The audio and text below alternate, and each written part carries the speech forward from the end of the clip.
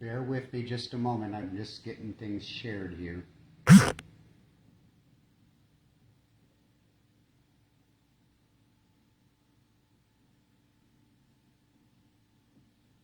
little bit of media distribution. That should probably do. Streaming from a different source today. We're on the Gussie and Grymm page versus just the Gussie page. We're going to do something a little different today as we're doing 420 Tarot. Hi Constance, Shelly. I don't have my glasses on, so I'm not sure.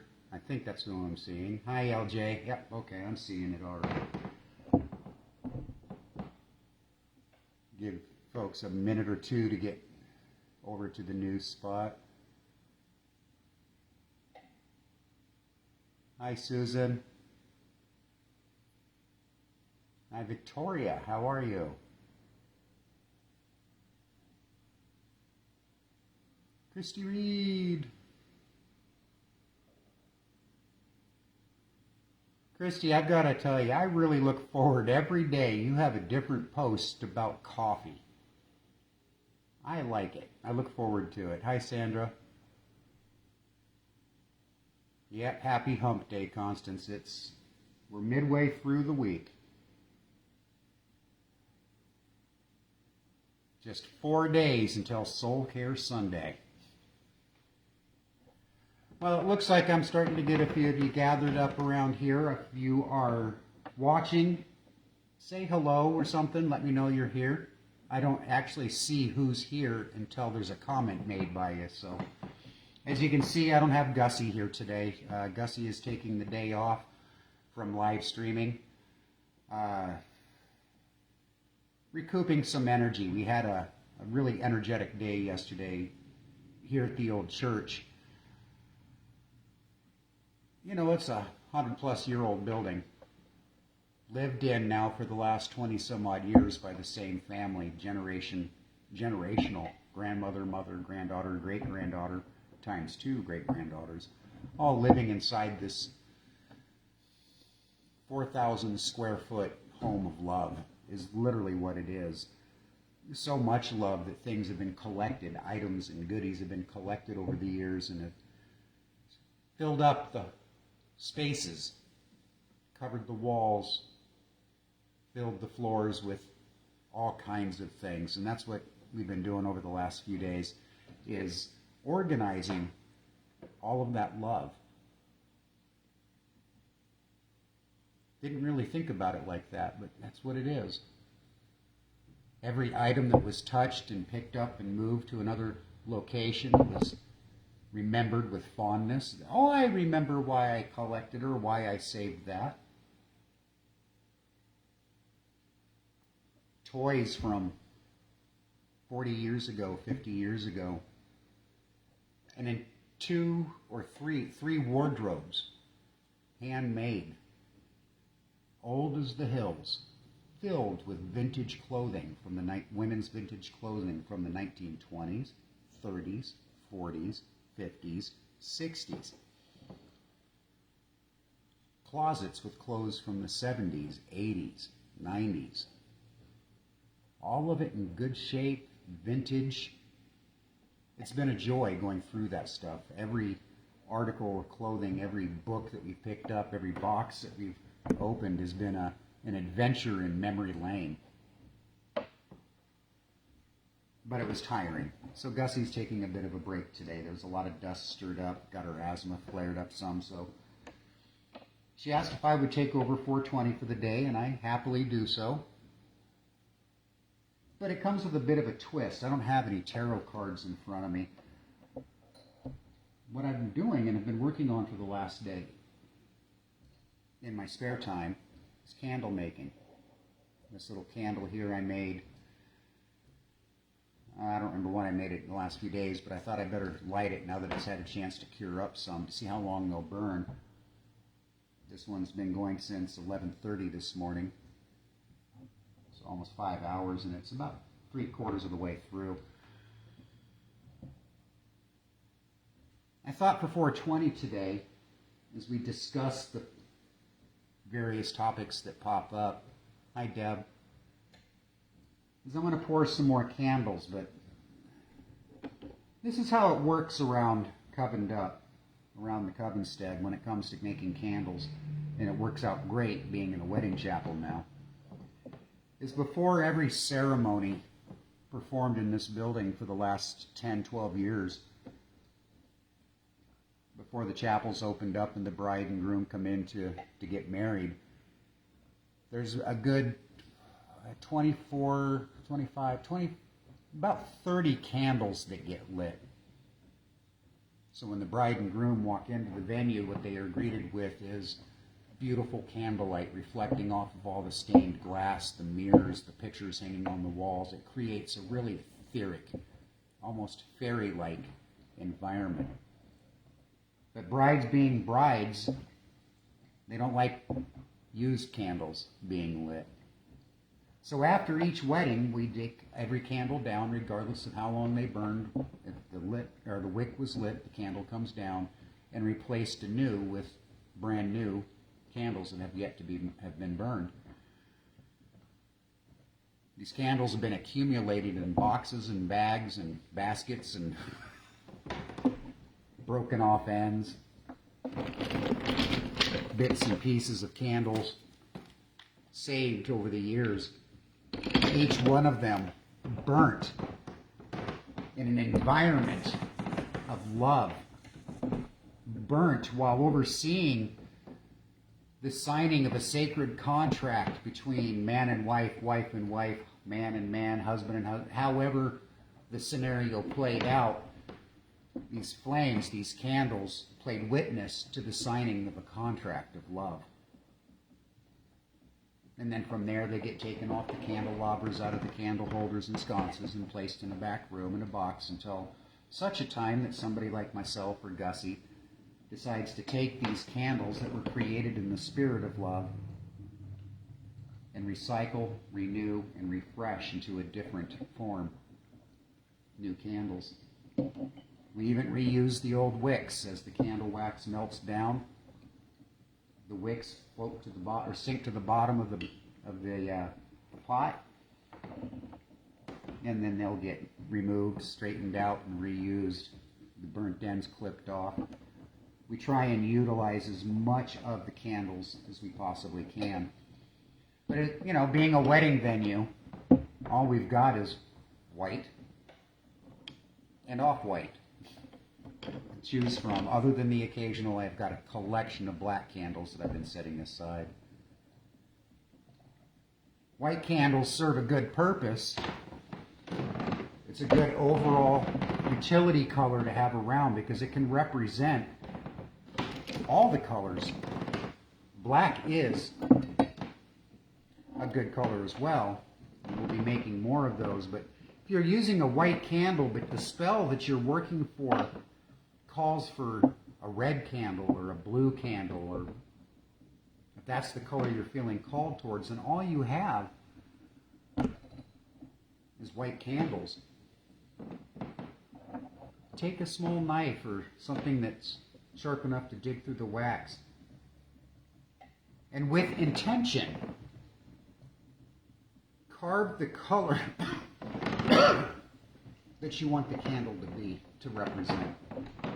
You want it to be a blue candle, simply just using something sharp and pokey, carve the letter blue into the candle. As you're doing that, also focus on what your intention is behind that vibration. That way you're handling the candle before it's lit. You're putting your energy into your tools. As you're handling it and carving the color name into it, you're focusing all of your intentions in that moment into the magic that you're about to ignite. So a white candle is a good cover candle. It takes care of them all. You can even go one step further and take another color candle crayon, melt a little of the wax, and drip it onto your white candle. Now you have a white candle with blue wax on it. Or take, like I like to do, mica powder.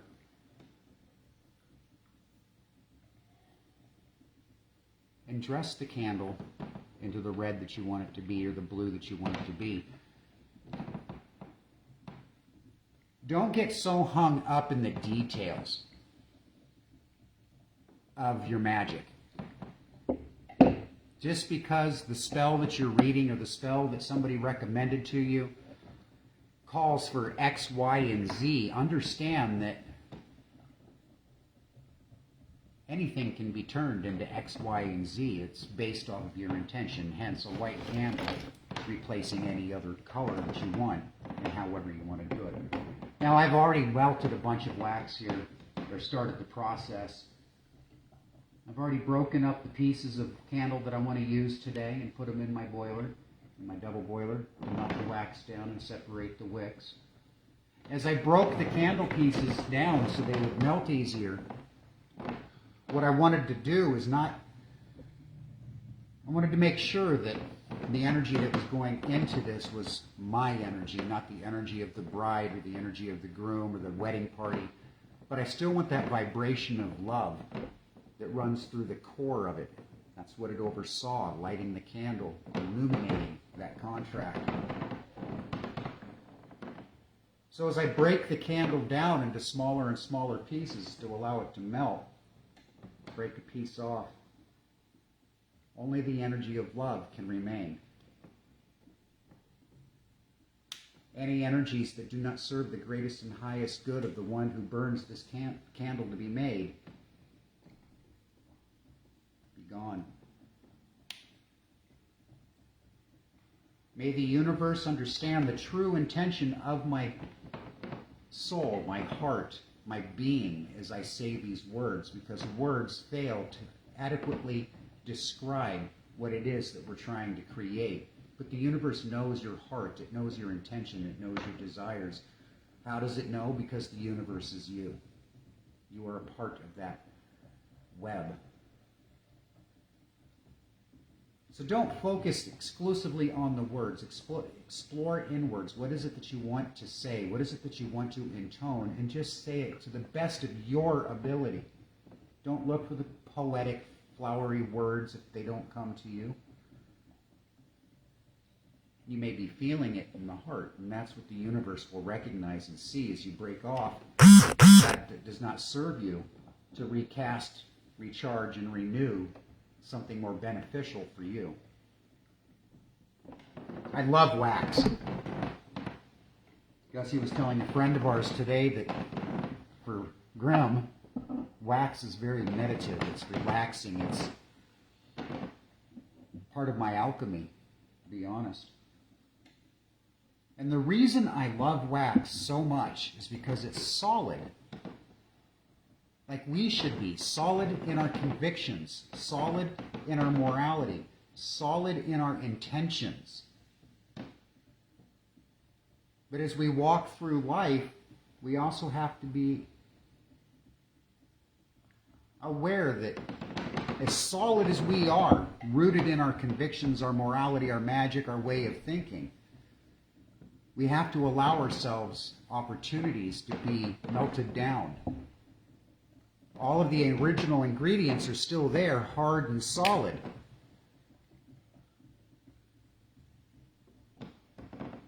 But from time to time, it's good to allow yourself to melt down to your core, to who you are as a true human being.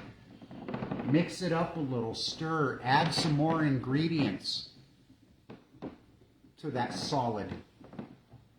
As it melts down, wax becomes a potential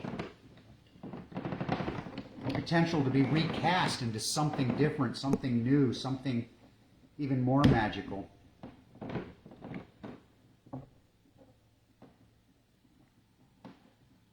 It's going to take a few minutes for this to melt down enough for me to use it. You're stuck with me for a while.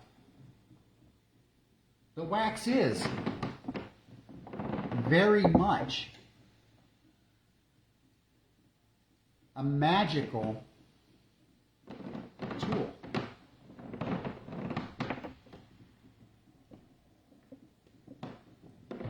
wax that's now solidified into my finger, solid and hard. But as it, hot and pliable. As it solidifies, it becomes brittle and hard. Unmoldable, unchangeable. It is what it is. But it isn't destined to stay that way.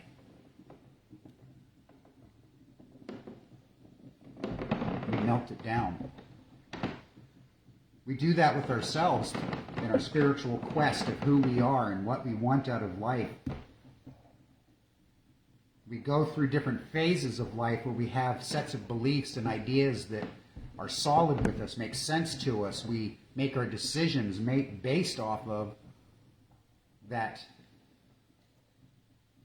version of who you are at the time. But if you stay solid like stone, the only way that you can transform to become something bigger and greater and stronger than you were before, the only way a stone can have that happen is through chiseling and carving and grinding and pressure and aggressiveness against that stone. That's how people have to change you if you're solid like a stone.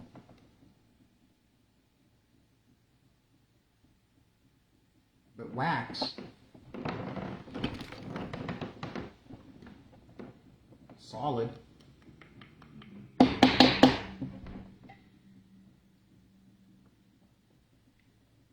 if we're like the wax, instead of people having to grind at us and chip at us to show us different ways of being and thinking, they just apply the warmth of love, compassion, understanding, to soften that rigid shell that we have built around us.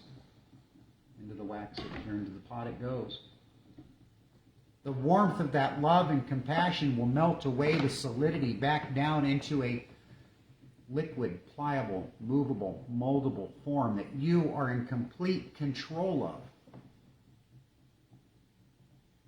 It is entirely up to you how it will re-solidify, how it will reshape, what new form will you take, what new colors will you radiate.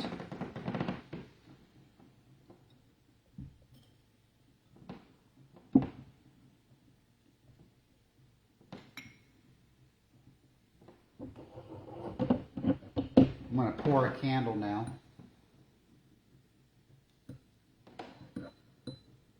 Get my wick set. It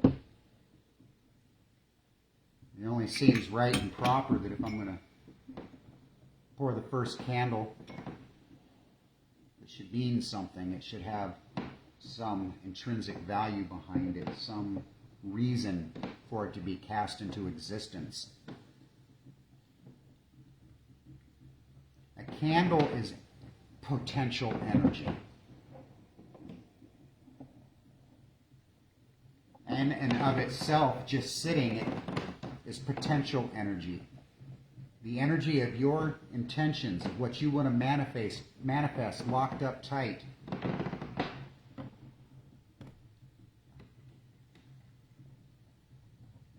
I don't know who poured these original candles, what company mass-produced them,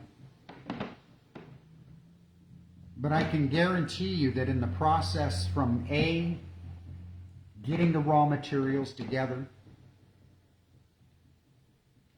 transporting them to the company that makes the candles, the process of breaking down those raw materials into what is needed to form a candle, all of those energies, the people that touched and handled this wax from the beginning of its inception to it ending up in this moment in time right now, has absorbed energy. The energy of the person that poured the raw wax into the molds. Whatever they were feeling in that moment in time, locked solid in the wax. That's why when we do remelt old candles to turn them into something new. It's important to know what your intention of that candle is going to be. Is it going to be a utilitarian candle, just meant to provide a little bit of glow, a little bit of light? Is it a candle that you're creating for a specific spell that you're wanting to create? What function will this candle serve? So as I'm sitting here thinking it through, I ask myself, who am I making this candle for? What is the purpose and function? Well, this first candle that I'm going to pour, I am pouring for you.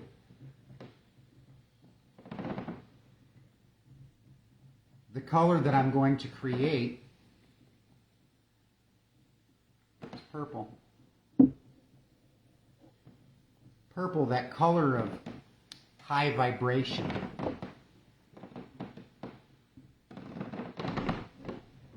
Purple, that color of healing.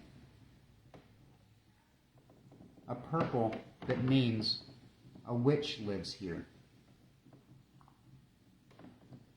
I am pouring this candle for you.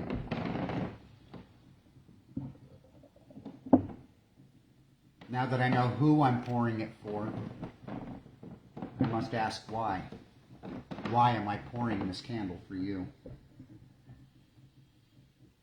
I choose the purple because of its high vibration and frequency, its healing attributes, its energetic vibration that shows the world that you are alive, sovereign, and magical. That's why I choose the color purple.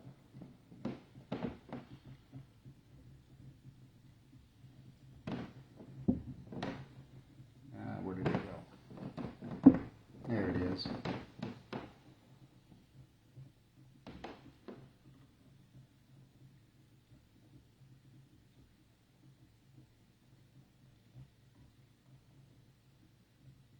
I don't often do full solid runs of color. I don't create a gallon of melted wax and add color to that. I do my coloring in small batches.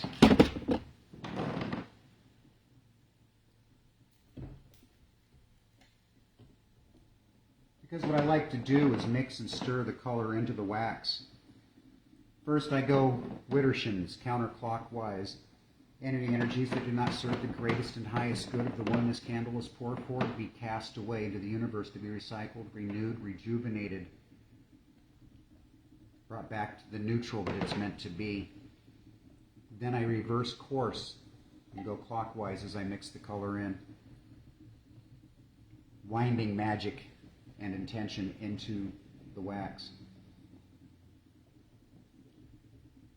I ask that all the energies that serve the greatest and highest good of the one this candle is meant for be pure and true and embedded into the very magic of this candle. And then I pour.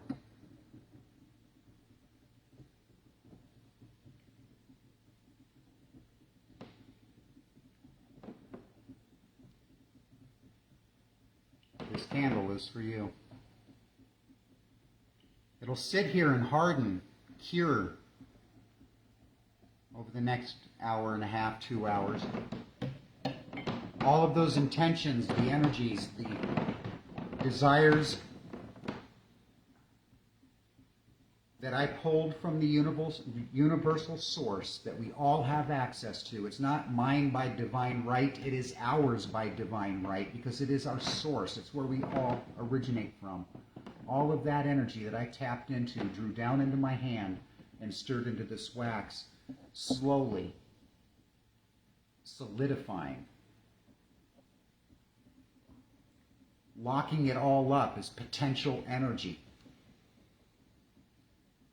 Energy that is not yet released, but it is there and ready when you need it.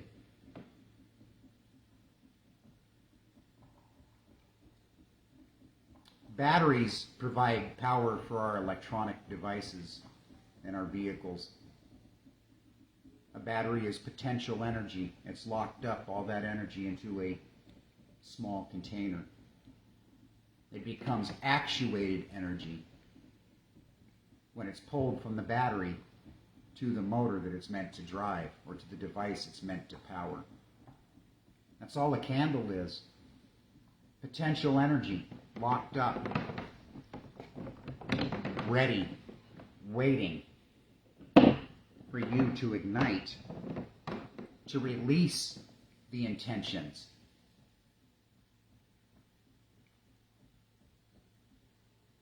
The intentions rising on a column of heat and smoke, yes, but also in a radiating bubble, ever expanding, because energy doesn't stop moving, it keeps going. Hence, energy, as it's released, it moves outward, radiating in all directions in a sphere of light and energy and power and tension.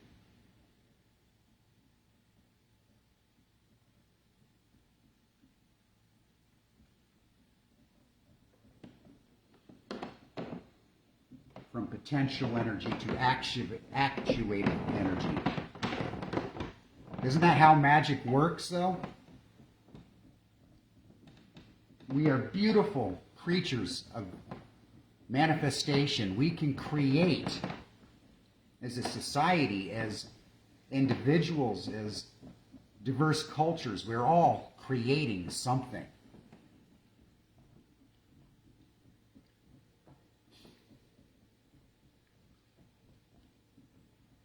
Let those creations start being made with intention. Let those products that we buy on the Walmart shelf or from Amazon.com, let those products be made with intention. Let the energy that goes into everything that we consume be done so with intention. Don't get me wrong, switching gears just slightly. The Fortune 500 companies that create all the products that we use on a daily basis, they create those things with intention. They have an end goal, an end desire, an accomplishment that they're trying to achieve in the creation of those products that they're serving us, that they're selling us, that they're telling us we need.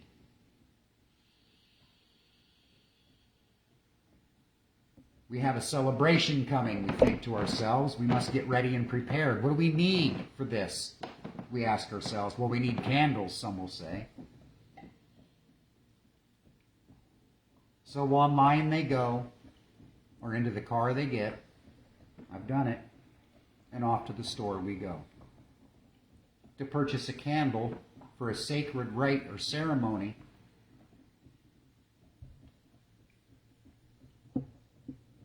made with the intention of profit, of advancing the dreams of others.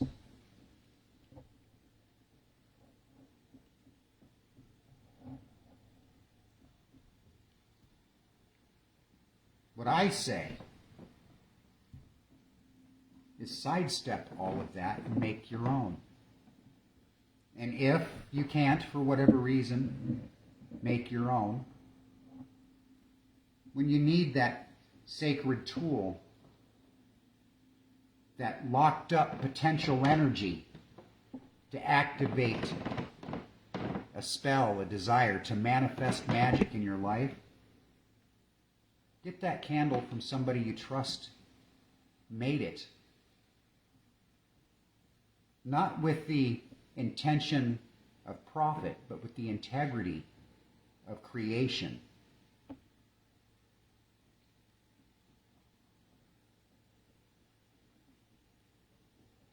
The reason I'm saying all of this today is I got into a conversation with some folks earlier. I was talking about how we need to retrain ourselves individually, culturally, in our society to cast away the brainwashing that consumerism has instilled in us since birth. From the moment we exit our mother's womb, we become potential profit. That's how we're looked upon.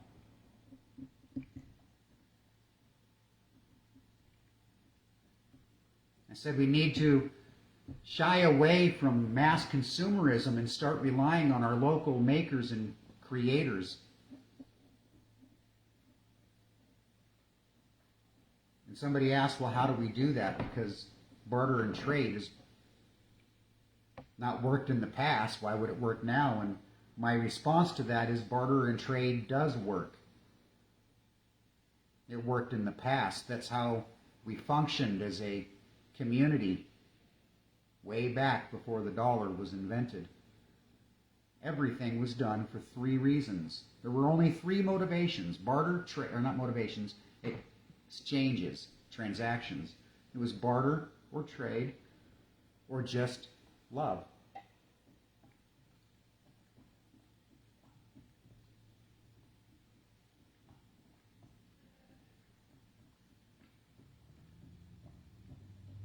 But now we can buy all the conveniences of life without ever having to look another human being in the eye. Everything from our food to our entertainment, our clothing, our tools of magic, reduced down to faceless transactions. Profiting only those elite few that have convinced us that it's better to buy off the shelf than to trade with your neighbor. And if trade isn't something that we can do, then instead of trading for the candles with your neighbors, buy it from them. Instead of going to the grocery store and buying a bag of potatoes, spend a few extra minutes to find a farm stand, a local grower's market.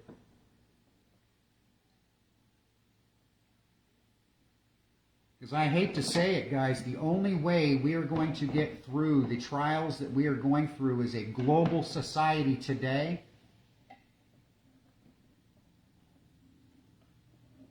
is to be less reliant on those that we vote for and more reliant on those we live with.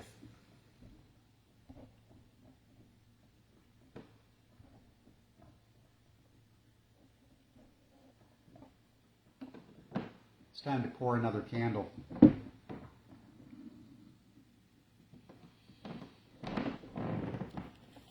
Got a couple of different shades of green I want to have you guys pick from. Where are they at? There we go. Because this next candle that I'm going to pour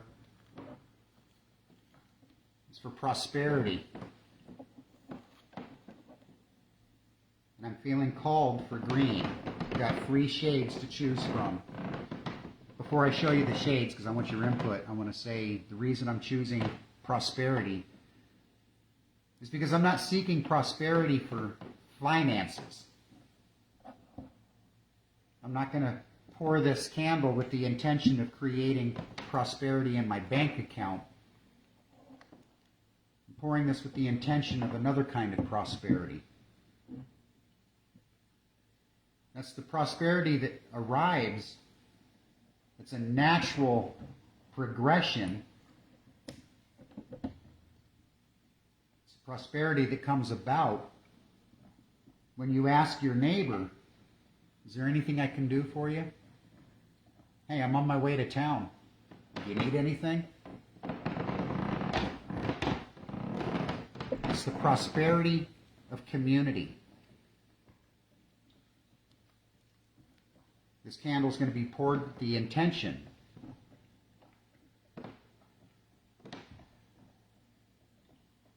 of creating a community that is prosperous in love, prosperous in creation, prosperous in peace, prosperous in manifestation, prosperous in giving, and prosperous in receiving.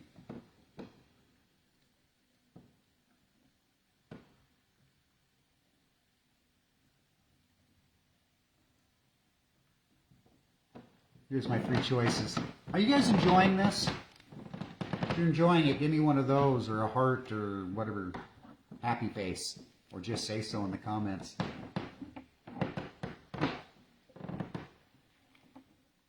All things prosperous being poured into this candle. Here's the first color choice. This is called fruit green. This is A.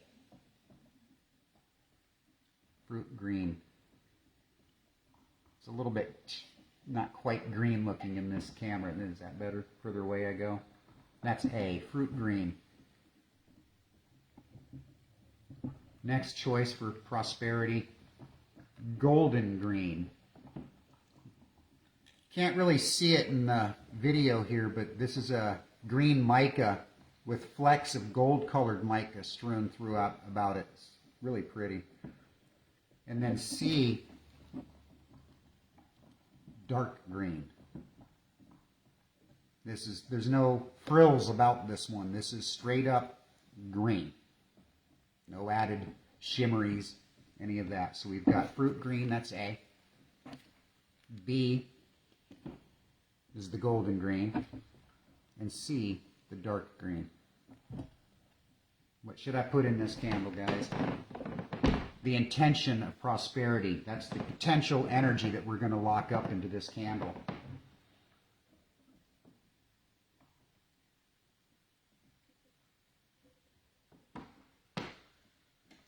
Prosperous in all things that allows our spirit to grow.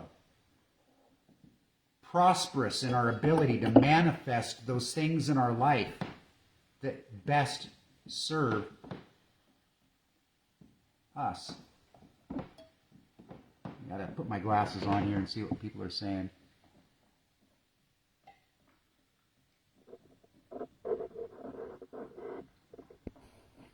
Looks like we've got,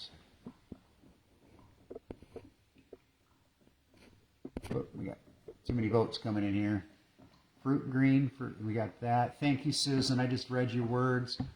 B, B, B. Seeing a lot of votes for B, the golden green. I was having a hard time deciding for myself, golden green or the dark green. But I think golden green is going to be what it is. So we know that then we got 2 different color elements working here. We got the gold flecks that are sprinkled throughout. I've already dedicated the color green to all things that are prosperous for our souls, for our beings to glow and grow. What's the gold for? What should the gold color represent that I pour into this candle?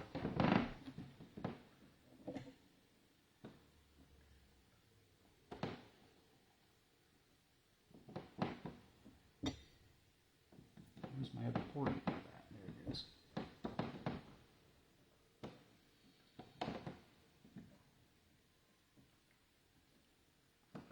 Got any ideas, guys? What's the gold in this golden green going to represent? The green's all things prosperous for our souls to grow and glow.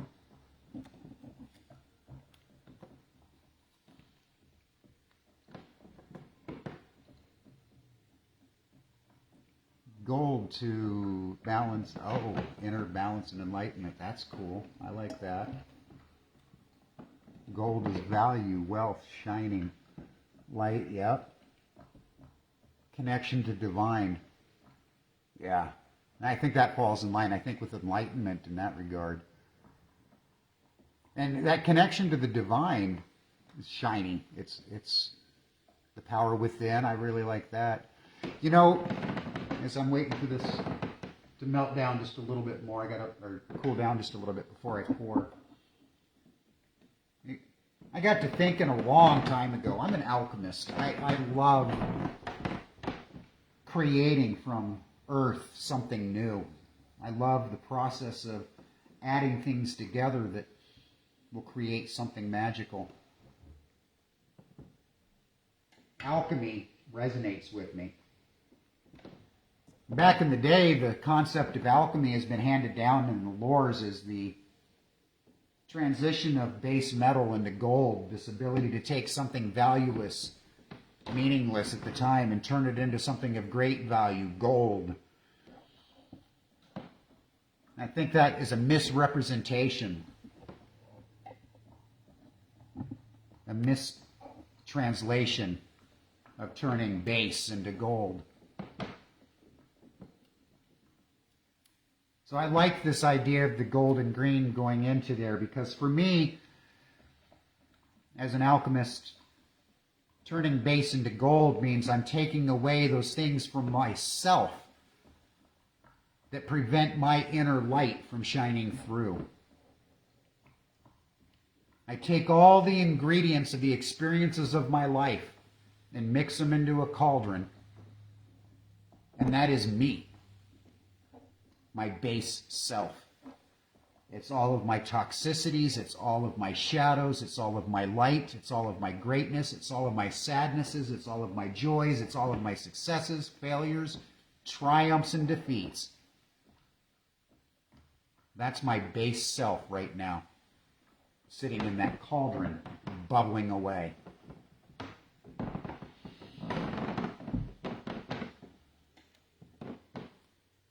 Turn base into gold, to turn something valueless and worthless into something of great value, gold. Isn't that what we're doing to ourselves as we spiritually walk this path together? We're casting off those things that no longer serve us. We're shedding the versions of ourselves that we've wrapped up on ourselves like warm security blankets. And as we do this, as we walk that spiritual path, as we shed those things that no longer allow us to shine like the golden light that we are, that's alchemy. So I like this. Green, for all things that prosper us, that allow us to grow and glow. And that gold, that inner divine connection that we all have with Source, meaning we are the Source. We are that bright, shining light. I got a little aggressive and poured almost the entire pouch of green into this glass here, so I got to back it off a little bit. Boy, this is gonna be a green one.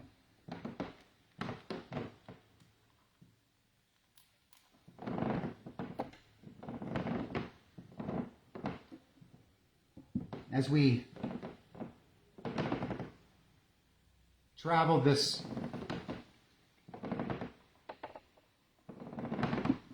existence,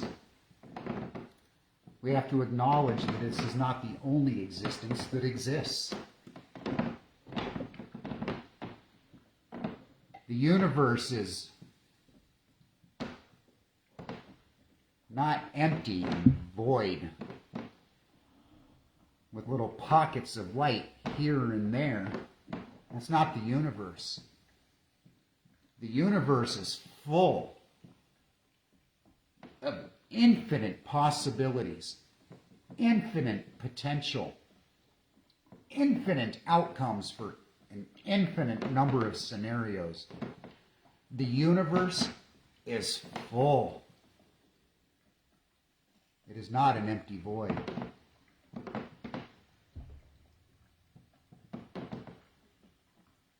I'm putting that in this candle as well. That gold shimmer is that infinite possibility to shine. That infinite possibility to become the best possible version you could ever be, past, present, future, all at the same time. That is what the universe is. That is what this green represents, or this gold represents.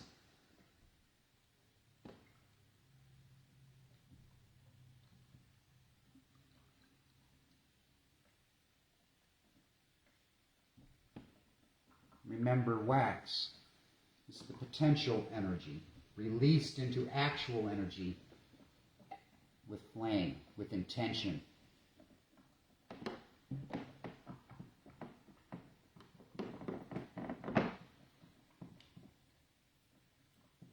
Remember first, clockwise or counterclockwise,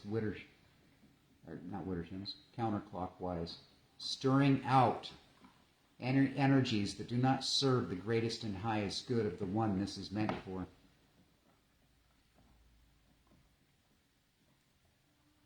Stirring in, Witterson's clockwise, the infinite possibilities, the infinite number of possible outcomes that serve our greatest and highest good. Not locking in one hopeful outcome, not putting an expectation of what those outcomes may be. Oh, I wish you could see the gold glimmer in this. I am stirring in the universe of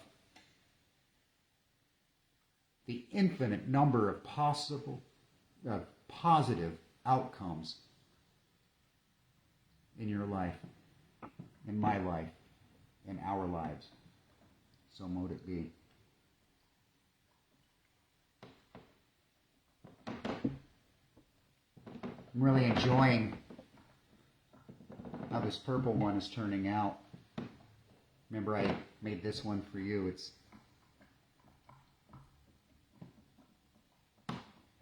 all that healing, high vibrational purple energy locked up in a little 1 ounce jar, ready to be lit, and all of that potential energy allowed to escape into the universe to do your bidding.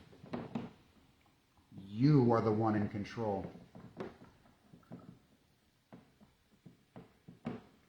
That purple here. This green is going to be gorgeous. What I like about this particular version of colorant that I use, when they put those little flecks of color in them like that, is as the candle burns, it develops this little puddle of wax just below the wick. We've all seen that. But the little flakes of golden mica way different than the green ones, so they float at different rates in the temperature of the wax. So what you see is this blossoming of gold color growing, spreading across the surface, and then dropping to the bottom again, and then climbing back up with the heat, blossoming out, covering the surface, and then dropping back down again as it heats and cools in that endless cycle.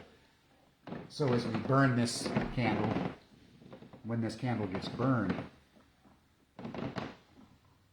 keep in mind that even in our own selves, as we're trying to unweave and cast aside those shadows that are holding us back, our golden light has to dip down into that darkness.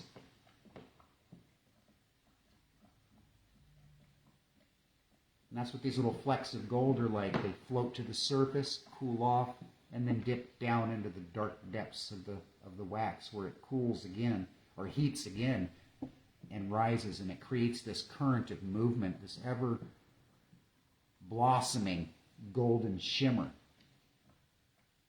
ebbing and flowing within the candle. And that's what it is when we're doing our shadow work. We take the golden radiating light of our source and draw it down into our hurts and our pains and our miseries. And then we cast it back out again into the universe. And then draw it back in, mixing with who we are, enlightening us, lightening us, turning us from base into gold.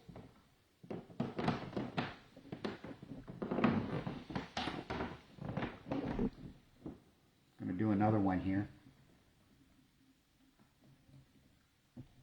Takes me a minute to get things set, so bear with me. Not sure what I'm inspired to color this one like, so we're just going to wait for the conversation to flow and move to a direction that will inspire. Are my words making sense? Am I saying things that are resonating with what you're feeling already? I'd like to think that every word that comes out of my mouth is being delivered upon those that need to hear it and can understand it clearly and with reasoning. But I know that there are people out there that don't connect with what I'm saying. So if my words are connecting, I'd like a little positive feedback. I know Susan said it's been a good one for her, and I appreciate that. Oh, this green one's going to be gorgeous. Every once in a while I'll get a shade that just, I thought I poured a little too much in, but I don't know. Can you tell what color that is? That green in there. It's going to be gorgeous. There's already little shimmers of golden light in that too. It's pretty neat. Let me put my glasses on so I can see what you all are saying. Deb, thank you. Amanda, I'm glad to hear it. Shannon Escher just tuned in. So far, so good. Well, Shannon, you're tuned in to me turning candle making into a spiritual discussion. We got purple and green out of the way, and like I said, I don't know what color I want to go with next. I've got my wax bubbling away over here. Got my selection of colors to choose from. I think I'll put the greens and the reds, or the purples away for now. We're not going to utilize those. I'm going to do it a little different, I think, though. We're going to use a different kind of colorant. These are highly concentrated blocks of wax coloring.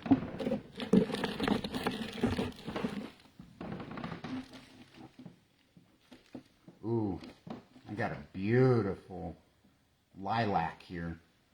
I bet you that one will turn out. Can you see that?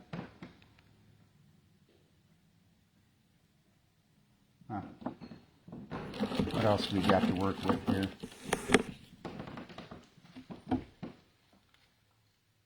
Dark blue. I don't know. I'm being kind of drawn actually towards the pink. I don't know why. I'm going to set that one aside and see what else we got here. Oh, here's a vibrant one. This is a bright orange. I haven't made any candles out of that color yet. It's been a little leery of the bright orange.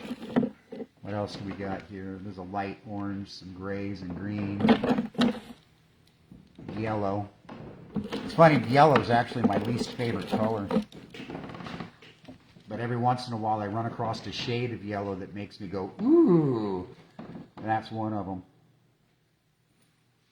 That's a cool shade there. What else are we working with here? I got straight up white, black, there's that dark orange, there's a sky blue. Boy, I'm still drawn towards the pink. That one's kind of grabbing my attention. But I also kind of like the yellow one. Let's see what you guys are saying. Maybe you have some ideas. Turquoise, huh? You're probably right, Deb.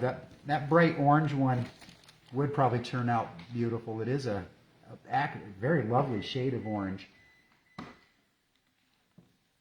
I think what I'm going to go with, though, is this pink.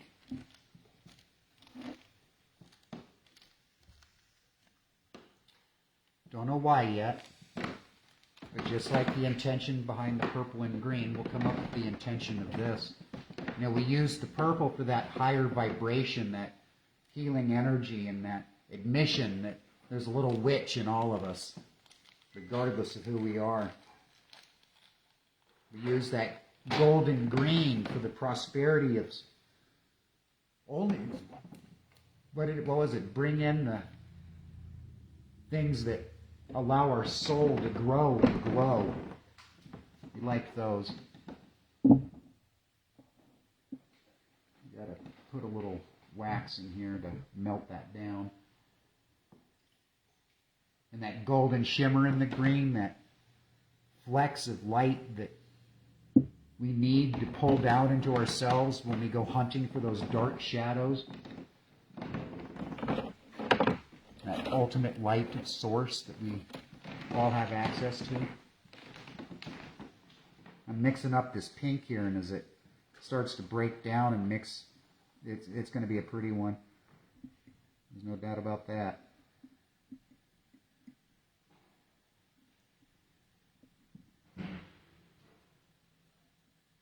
You know, growing up, pink was for girls and blue was for boys. That was the breakdown. And I bought that hook, line, and sinker to the point that I refused to acknowledge that my favorite color in the entire world was pink. There's something about the color of pink, isn't there? If it's the right shade, if it's the right brightness, it's calming, it's soothing, it's relaxing. That's what this represents, and that's the source of this new part of the talking.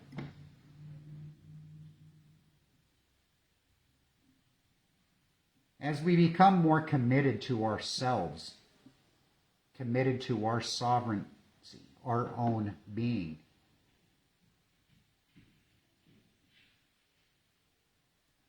it's important, almost necessary, to take time to relax, to recharge, to reevaluate your experiences that you have had throughout the day.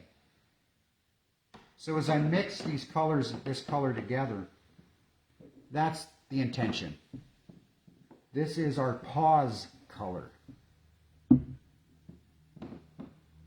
The color that we want to utilize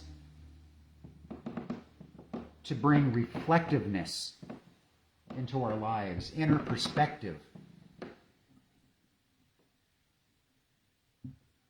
When we take that pause, that moment, to breathe in that iridescent, beautiful, light, healing energy that surrounds us all. In those moments of peace, we also have to ask ourselves, are there things that we are doing that takes away from the peace that we wish to experience? Are there actions that we're taking that are taking peace away from others?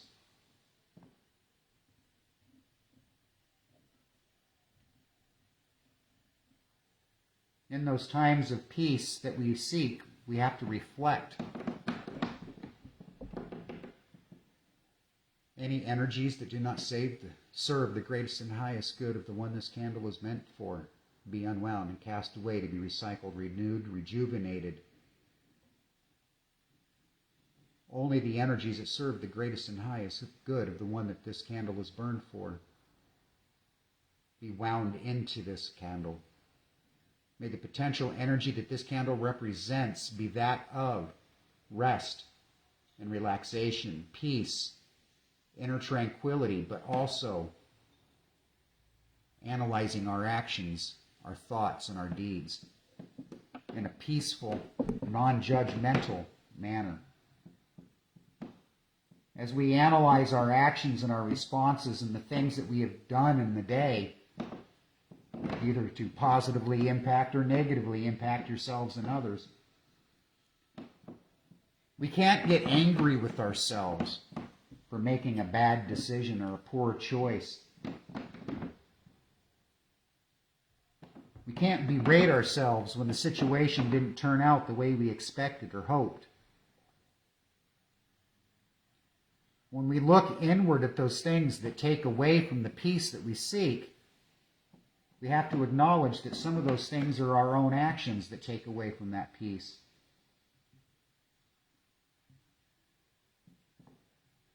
Let's not judge ourselves harshly in those moments of discovery.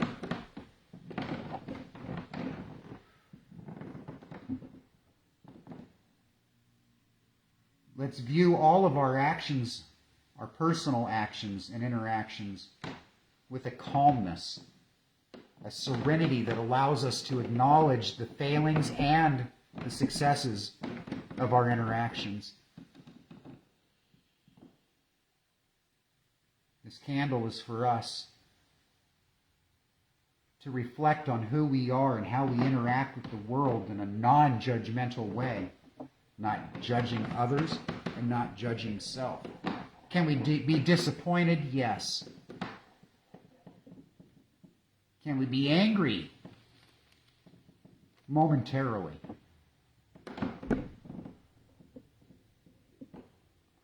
But if we sit down in those moments of peace and ponder those things that made us angry and then succumb to that anger while we're dealing with it, while we're reflecting, then we're injecting negative into us. We're telling our body, our mind, our spirit, our soul that negative is what we crave, what we want, what we desire, what we need. So in those moments of reflecting, of self-discovery, and we come across something that makes us angry, God, let it go. You are not the first person to make that mistake. You're not the first person to have that infraction inflicted upon you by another.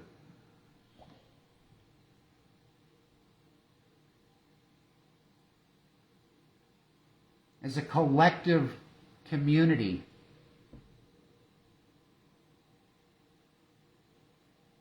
if we give each and one of ourselves personal permission to reflect upon our actions without judging harshly what we have done, but to analyze it and learn from it and grow from it, that is the energy that we bring in, not that of the anger, that momentary flash of disappointment in another or ourselves. Do things anger me? Oh, yeah. Do I do things myself that make me mad? Yes. But when I take the time to sit down and reflect and analyze the moment, I do so with calm.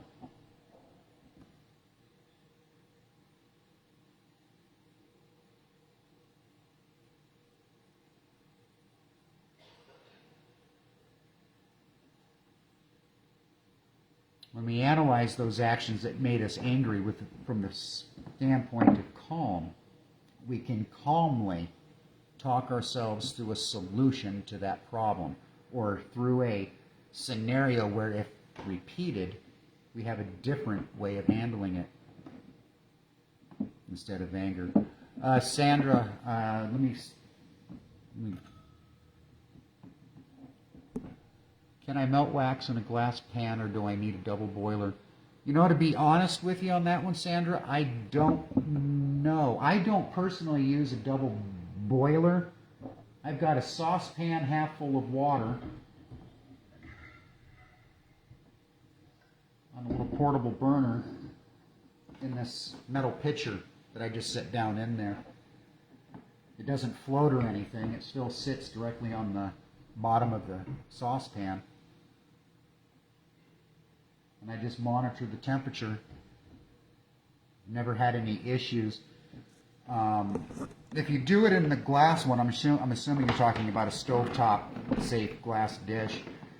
I would say that as long as you're keeping the temperature low to just the melting point of the wax, it shouldn't be a problem. It's not going to hurt the glass any. What you risk with the contact of the wax and the glass together is scalding the wax. But if you keep it moving and fluid, I don't think it would be a problem. Yeah, I know it's a double boiler, Shelley. Though a typical double boiler lifts the inside pan up off the base of the outside pan, so there's a gap between the two. This one doesn't have that. So that's what we've infused into this pink candle, and I got to tell you, the color is coming out gorgeous. What's your favorite one? The pink, the golden green, the purple.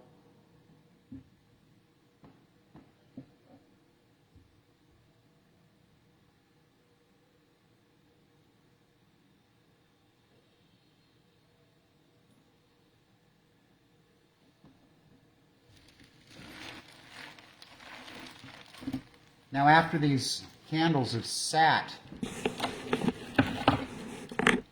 for about a day, really good and hard, what I will do after that tomorrow is melt some white wax and pour a skin of that white wax over the top of the color, sealing that potential energy in, that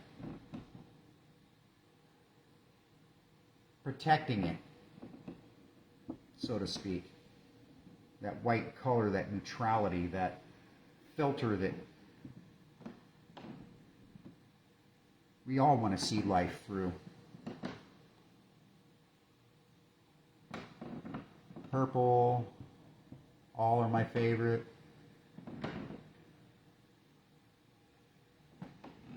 I got to put my glasses back on.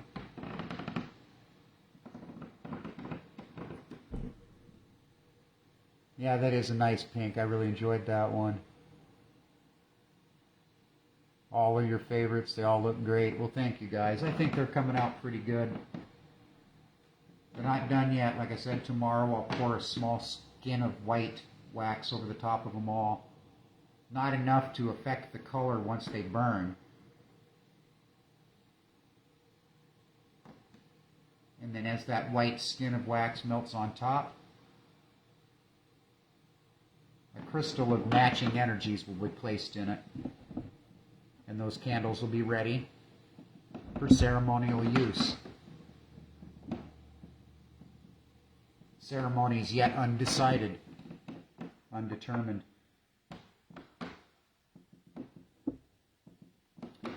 Well, I think I'm pretty well done here. Talked myself out. If anybody's interested, when I say that we replace candles as they get used, not before they burn up here at the... We have got over 200 votive candles that have been left, holders that have been left behind. That's what I've been pouring into. Even these are recycled. Got over 200 of them to fill up. I've got enough wax to fill about 1,000 of them. So I've got a bunch of these standard votives, and then I've got dozens of these. And then in the back room, we've got full-size containers, 12-inch pillar glass jars. What else we got? We got all kinds of them. So I'm not going to run out of inspiration anytime soon.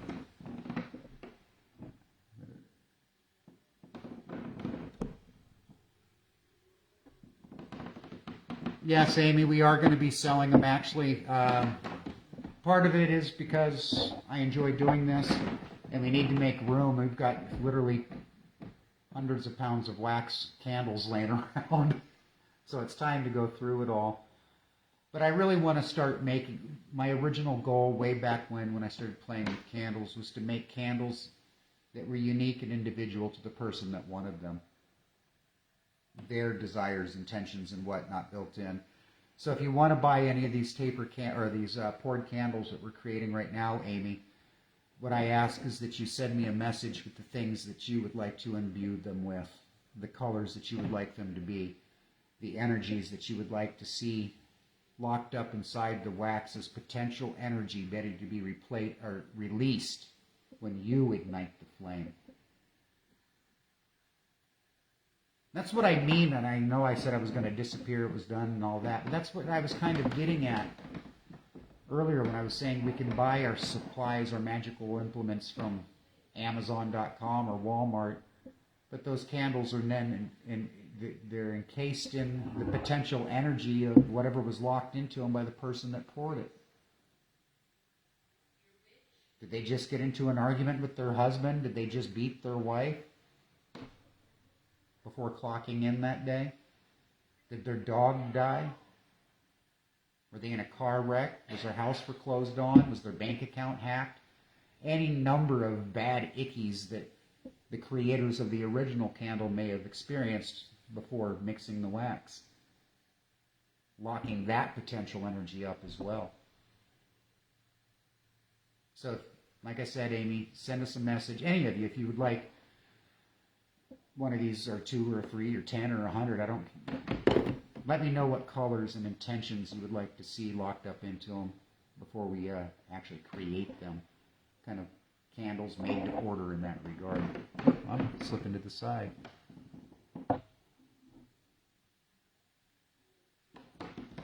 Michelle says, never thought of that. Sandra, thank you. Never thought of that. I'm assuming, Michelle, you're talking about whatever energy, whatever emotion the pourer was experiencing when they made the mass-produced candle.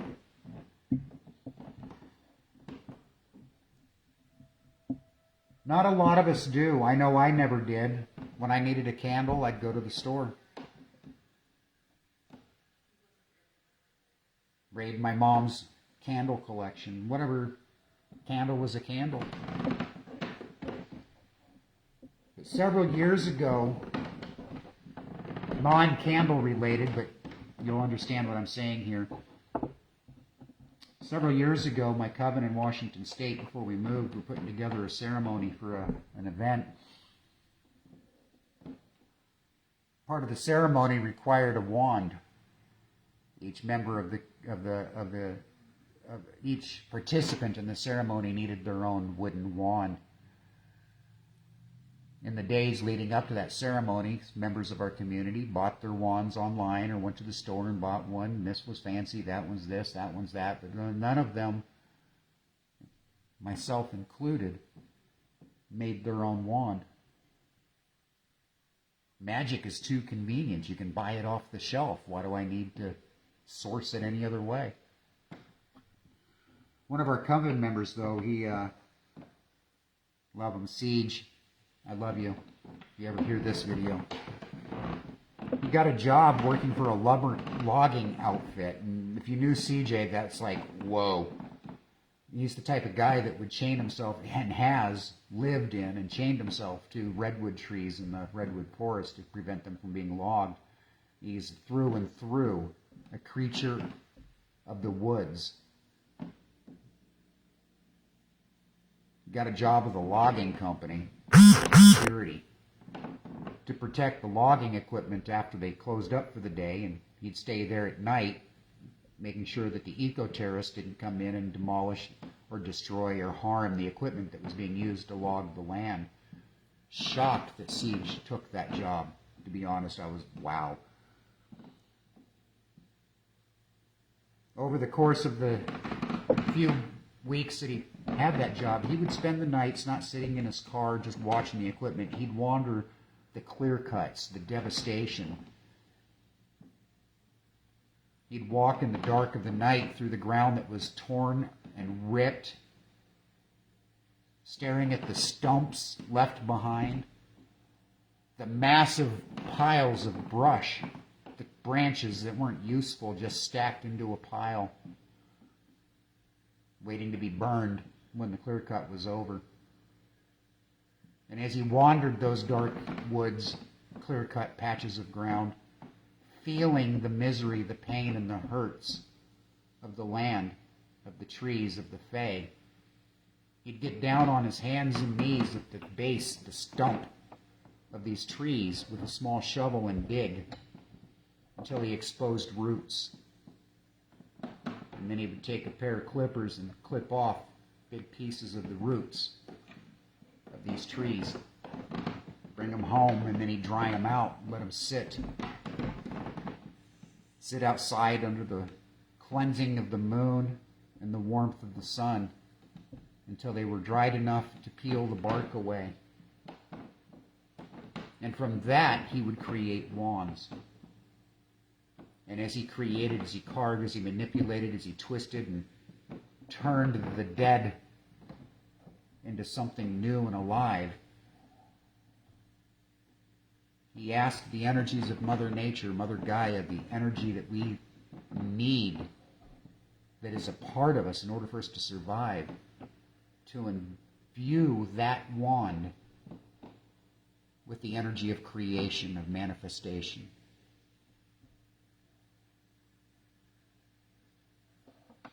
We've got about a dozen of them left. That's when the lesson was made upon me that no, I don't go to Walmart or Amazon.com to buy my magical supplies. I find the makers, the creators, the manifestors, and that's where I get them from. Be it through barter, trade, or buy, it didn't matter as long as it was benefiting the creator in a fair and balanced way with the user. That's why we started recycling our candles and repurposing our magical goods. Our altar is made of bits and pieces and baubles of what Mother has given us, not what we have purchased, be it through gift, be it through creation of our hands or the hands of another. That is where our magic comes from, the source of our manifestation. That is the energy driving our magic. We live in a society where it's so much easier to order your magic online, and I get it. I really do. They've made it so hard. They've made it damn near impossible to be self-reliant and sovereign.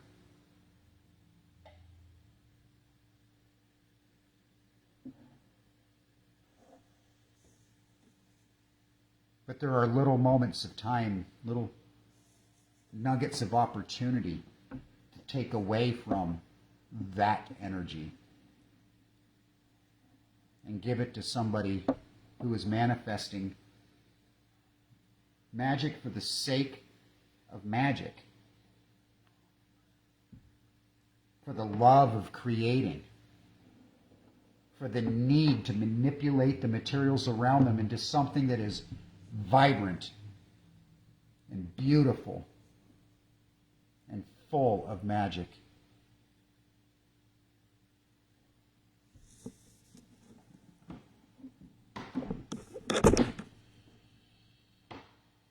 We can't help it. We live in a consumerism society. We have been trained since birth, brainwashed to think that Safeway, Kroger, Walmart, and Amazon and all the others were our friends here to benefit us. And the conveniences that come along with it free up our time. But that time then becomes consumed in the ever pursuit of a dollar to pay for those conveniences.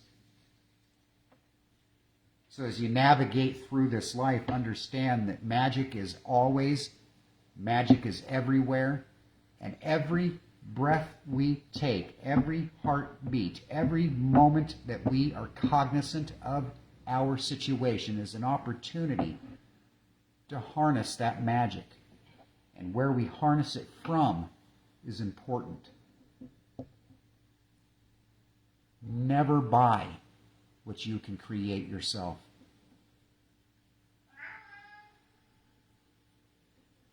Never buy from a faceless, nameless entity whose energies we can't be sure of as they lock them into our tools of magic.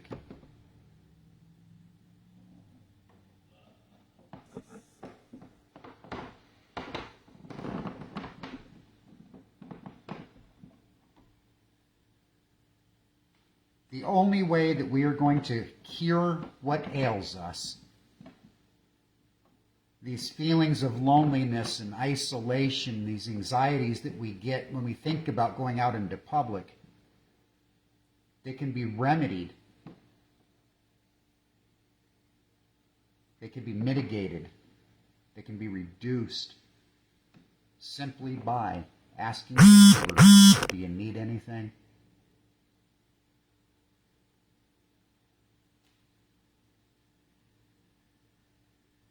By going to your local makers and creators and manifestors of magic and saying, I need what you got.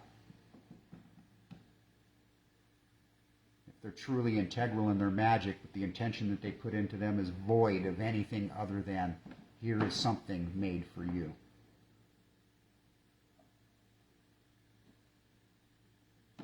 I think I'm done now, guys. If you're interested in the candles, you've got it, like I said, we've got about 200 of the 1 ounce votives empty and ready to fill with the potential of the magic you wish to manifest. If you don't want to have a candle made for you, but you like the idea of creation, let me know. I'll send you some empty votives, some used candles, and some colors.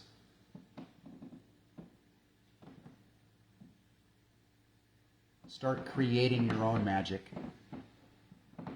and living a magical life will become easier.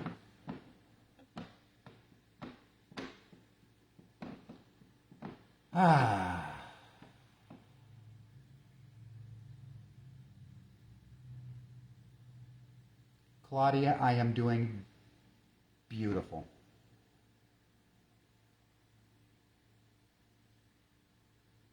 I don't know if you've been here the whole time, Claudia, but earlier I was talking about some of the, Gussie and I yesterday, we've been working on cleaning out and organizing 30 years of living in this building here. And there's like 3 wardrobes and a couple of closets filled with vintage clothing going from the 20s, 30s, 40s, 50s, all the way up to the 80s, that are almost every piece is perfectly preserved. Only worn once or twice. The woman that owned them all, she's 95 now, but back in the day she was the Katharine Hepburn of Horton, Michigan. Very polite, prim, and proper. Wouldn't go out without her clothes being immaculate, her hat being on, her makeup done just right. She's a beautiful woman, but she would also not be seen more than twice with the same article of clothing. So this place is full. We're going to start taking pictures of the items and posting them for sale in our local marketplace, but I'll send you pictures too, Claudia, of anything that I see that might tickle your fancy. And on that note, it's time for me to go. Like I said, this votive started at 3 o'clock, at 11:30 this morning, and still going.